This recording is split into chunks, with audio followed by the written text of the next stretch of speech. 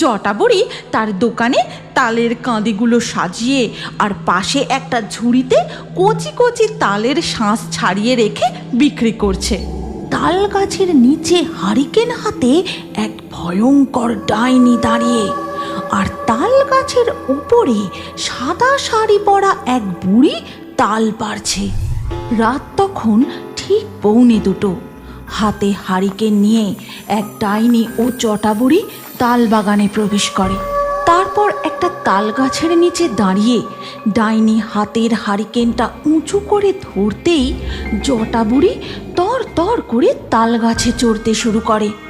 তারপর গাছের ডগায় উঠে কচি কচি তাল দেবো আমি কাল, নরম তুলতুলে তাল শাঁস একবার এসে খেয়ে যাস, জটা বুড়ির তাল শাঁস। এরপর জটা বুড়ি কাটারি করে কচি তালের কাঁধে কাটতে থাকে। তারপর টপাটপ করে বেশ কয়েকটা তালের কাঁধে মাটিতে ফেলে দেয়।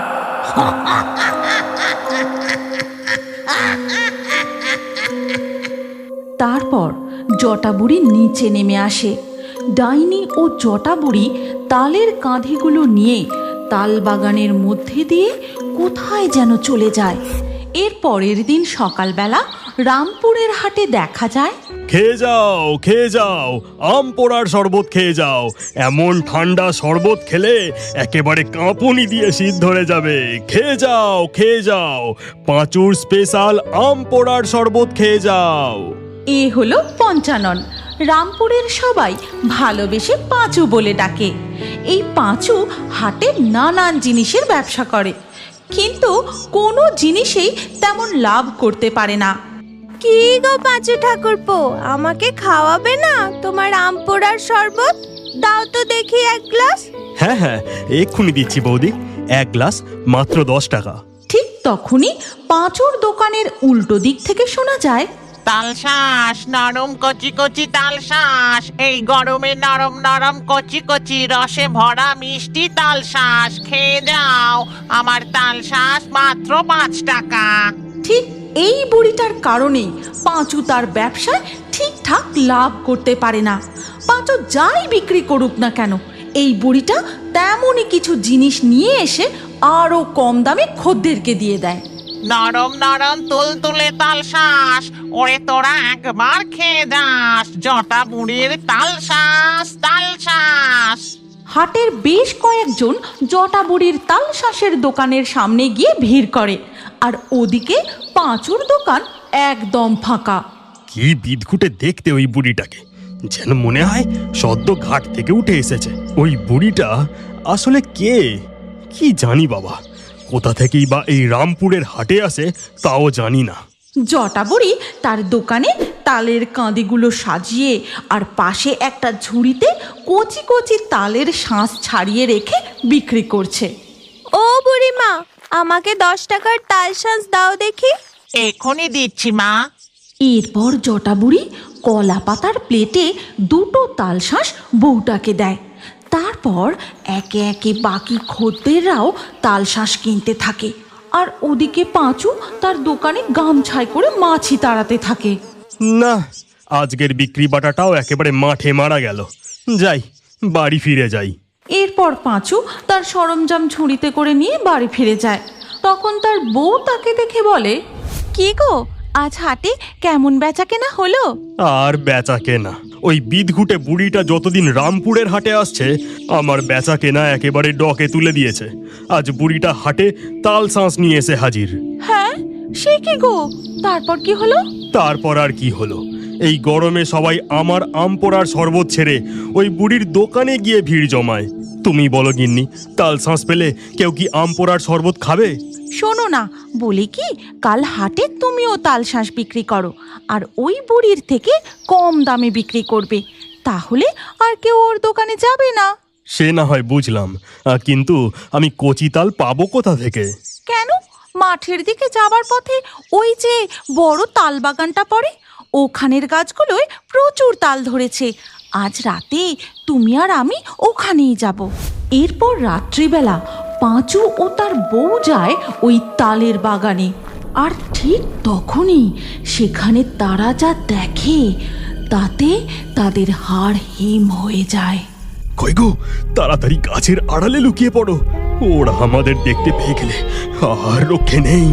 পাঁচু ও তার বউ গাছের আড়ালে লুকিয়ে সমস্ত ঘটনা দেখতে থাকে। দেখে তাল গাছের নিচে হারিকেন হাতে এক ভয়ঙ্কর ডাইনি দাঁড়িয়ে, আর তাল গাছের উপরে সাদা শাড়ি পরা এক বুড়ি তাল পারছে। বলছি আর এক কাঁদি তাল পারো, কাল হাটে আরো কম দামে তাল শাঁস বিক্রি করতে হবে। ঠিক আছে ঠিক আছে, তবে এক্ষুনি আর একটা তালের কাঁদি ফেলে দিচ্ছি। এই বলে ওই সাদা শাড়ি পরা বুড়ি তাল গাছের উপর থেকে আরো একটা তালের কাঁদি নিচে ফেলে দেয়। বেশ হয়ে গেছে, এবার তুমি নিচে নেমে এসো। আচ্ছা ঠিক আছে। এরপর বুড়ি তাল গাছের ওপর থেকে সোজা লাফ দিয়ে নিচে নেমে আসে, আর ডাইনির হারিকেনের আলোয় বুড়িটাকে দেখেই পাঁচু চিনতে পেরে যায়। আরে, ওটা তো ওই জটা বুড়ি যার জন্য বাজারে আমার কোনো জিনিস বিক্রি হয় না। হ্যাঁ, আমি ঠিক দেখছি, অবিকল ওই জটা বুড়ি। দেখলে তুমি, ওই বুড়ি এক লাফে তাল গাছের ওপর থেকে কেমন নিচে নেমে এলো। ও যে কোনো সাধারণ বুড়ি নয় গো, ও নিশ্চয়ই ভূত। চলো মা, এবার আমরা ফিরে যাই। হ্যাঁ হ্যাঁ চল, এখনো আমাদের আসল কাজ বাকি। এই তাল শাঁসগুলোর ওপর আমাদের। এই কথা বলে ওই ভয়ঙ্কর ডাইনি ও জটা বুড়ি তালের কাঁধে নিয়ে চলে যায়। তার মানে ওই ডাইনিটা হলো ওই জটা বুড়ির মেয়ে। দুই ভুতুরে মা মেয়ে মিলে। এখান থেকে চলো, এই তাল বাগানে গাছে উঠে তাল পাড়া ঠিক হবে না। আমাদের পুকুর পাড়ের তাল গাছগুলোতে কয়েক কাঁদি তাল ধরেছে, তুমি কাল সকালে ওইগুলোই পেরে নিয়ে হাটে যেও।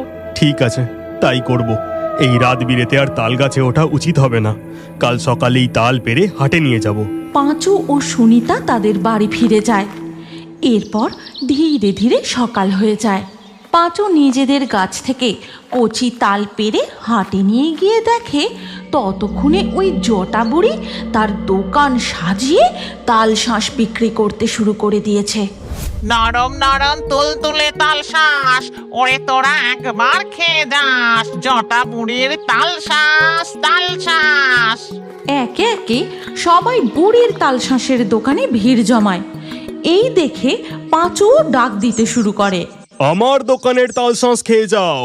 মিছরির মতো মিষ্টি জলওয়ালা নরম তুলতুলে তাল শাঁস, টাকায় একটা করে, টাকায় একটা করে। দামে কম, গুণে ভালো, পাঁচুর স্পেশাল কচি কচি তাল শাঁস। পাঁচুর ডাকে কোনো লাভ হয় না। আজ যেন সব খদ্দের সম্মোহিত হয়ে বুড়ির তাল শাঁস খেতে থাকে, আর তার বদলে কেউ তার গলার সোনার হার, কেউ কেউ আবার হাতের চুড়ি, সোনার আংটি দিতে থাকে। আরে আরে, খদ্দেরগুলো পাগল হলো নাকি? ওই বুড়িকে ওরা নিজেদের সোনার অলংকার কেন দিয়ে দিচ্ছে? বুঝেছি, ওই বুড়ি তো আর কোনো সাধারণ বুড়ি নয়। ও নিশ্চয়ই তাল শাঁসে কিছু করেছে। এরপর বুড়ির তাল শাঁস বিক্রি হয়ে গেলে যখন সে ফিরে যায় তার পিছু নেয় পাঁচু। তারপর দেখা যায় ওই জটা বুড়ি তালের জঙ্গল পার করে এক অতিকায় বাঁশ বাগানে প্রবেশ করে। তারপরে একটা মাটির বাড়িতে জটা বুড়ি ঢুকে যায়। আচ্ছা, এইখানেই তাহলে ওই জটা বুড়ি আর তার ডাইনি মেয়ে থাকে। আমাকে এই ব্যাপারখানা আমার বউকে জানাতে হবে। এরপর পাঁচু বাড়ি ফিরে গিয়ে তার বউকে সব কথা জানায়। এই ব্যাপারটা আমার মোটেও সুবিধের মনে হচ্ছে না। ওই জটা বুড়ি ও তার ডাইনি মেয়ে মিলে নিশ্চয়ই কোনো বড় ষড়যন্ত্র করছে। সন্ধেটা হতে দাও, তারপর তুমি আর আমি গিয়ে একবার দেখে আসবো ওরা ওই ঘরে কি করে।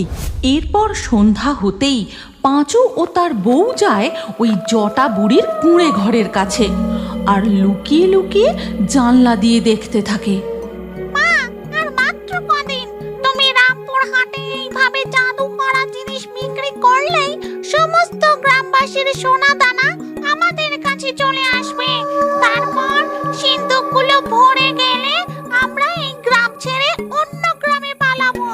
কিন্তু ওই পাঁচুটা কদিন ধরে আমাকে সন্দেহের চোখে দেখছে। ব্যাপারটা আমার ভালো ঠেকছে না। ও মা গো, এই ডাইনি আর জটাবুড়ি মা মেয়ে মিলে এই কি ভয়ঙ্কর ষড়যন্ত্র করছে গো। এরা যে দুজনেই চোর ভূত, আমাদের গ্রামের অনেক বড় ক্ষতি হয়ে যাবে। এদের এখান থেকে পালিয়ে যেতে দেওয়া যাবে না। চলো গিন্নি, আমরা এক্ষুনি অঘরীতান্ত্রিকের কাছে যাই। আমাদের ঘরের বাইরে কার যেন গলার আওয়াজ পেলাম। কে কে বাইরে? সর্বনাশ, আমাদের ব্যাপারে কেউ জেনে গেল না তো? এই কে রে বাইরে? সারা দে বলছি। চলো তো মা, বাইরে গিয়ে দেখি একবার। গিন্নি, সর্বনাশ, ওরা মনে হয় আমাদের ব্যাপারে বুঝতে পেরে গেছে। ওরা আমাদের ধরতে পারলে আর রক্ষে নেই। এবার কি করি? বন্ধুরা, এই অবস্থায় সুনিতা ও পাঁচু কি পালাতে পারবে, না জটাবুড়ি ও ডাইনি পাঁচু ও সুনিতাকে ধরে ফেলবে? তাহলে তো জটাবুড়ি ও ডাইনির এই চুরির ব্যাপারেও কেউ জানতে পারবে না। তারা অন্য গ্রামে পালিয়ে গিয়ে আবার নতুনভাবে কিছু করবে। তোমরা যদি এই গল্পের পরবর্তী পর্ব দেখতে চাও, তাহলে আমাদের চ্যানেল এক্ষুনি সাবস্ক্রাইব করে নাও আর কমেন্টে নেক্সট পার্ট লিখে আমাদের জানাও। তুমি কি জানো, তোমার নামও আমাদের কার্টুন ভিডিওর মধ্যে থাকতে পারে। আজকের লাকি ড্রয়ে নির্বাচিত নামগুলি হলো অন্তরা, আয়ুষী, হৃদয়, ফাতেমা, রাবেয়া, তানিয়া, আতিশা, পুষ্পিতা, সাহেব, চাঁদনি, সোনাই, আলিয়া, রাজীব, আক্রম, সীমান্ত। আপনার নামসহ সেরা কমেন্ট করে পরবর্তী ভিডিওতে দেখার জন্য এক্ষুনি ফেয়ারি টোনস ভূতের কার্টুন চ্যানেলটি সাবস্ক্রাইব করে নিন। তারপর আপনার নাম কমেন্টে লিখে দিন। আর স্ক্রিনের উপরে আসা এই পরবর্তী ভিডিওতেও ক্লিক করে ওই ভিডিওতেও আপনার নাম লিখে দিন। আপনার নাম আমাদের কার্টুন ভিডিওতে অবশ্যই দেখতে পাবেন।